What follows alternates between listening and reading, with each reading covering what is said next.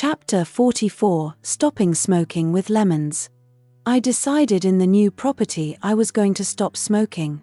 You have to remember that I was around the age of 34 and had been smoking since the age of 9 when Jimmy and I would regularly delve into the big cylindrical bins at the back of the Conservative Club for dog ends, or cigarette stubs as you might call them. All through school I'd smoked, which was not unusual as that was working class culture for ragbags like me.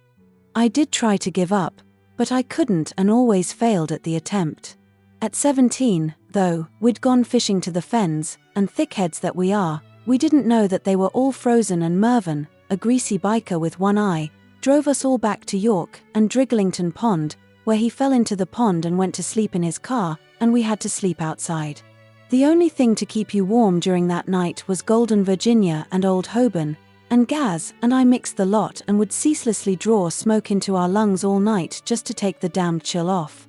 When Gaz stretched out his leg in the morning, he sliced it along some barbed wire, and he didn't even know what had happened, as his leg had been frozen, until I pointed out the blood.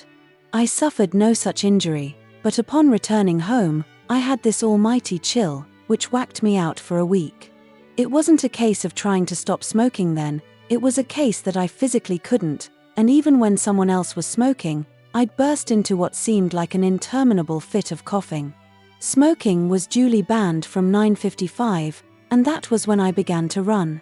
I stayed off the cigs for 7.5 years, but addiction never leaves you, and when Benny and I had gone to Germany, Dortmund, for some festival of chess, I was offered a cigar, which I thought there wasn't any harm in having since I was assured that there's no nicotine in one of them.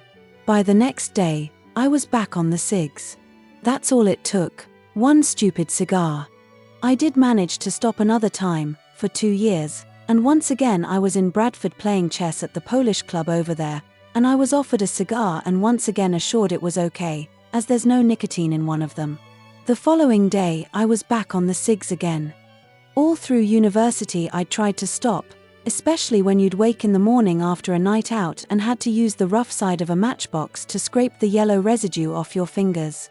However many times I tried to stop, I couldn't, and even when my mind was steadfast that it wouldn't buy another packet of cigarettes, the heart was not, and it went and bought them instead. We'd just broken up for the summer holidays, and I thought the time was now ripe to give the attempt another go. I don't think I'd have managed it, but for a tale I'd remembered about a Mick character when I was working in London many years earlier.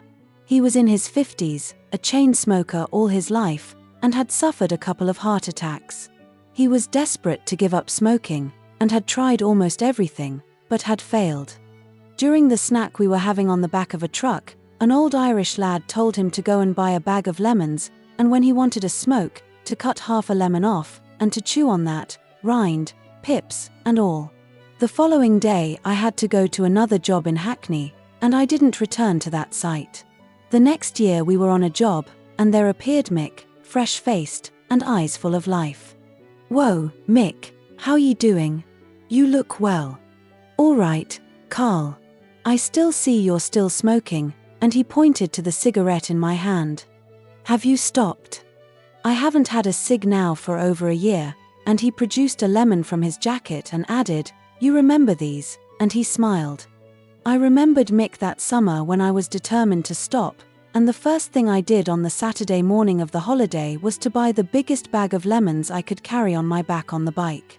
When the first urge came to smoke, a lemon was duly cut in half as prescribed by the old Irish bloke, and without any ceremony it was placed into the mouth and chewed to a pulp, which I'd go to the garden and discharge over the plants. I haven't smoked now for nearly 20 years.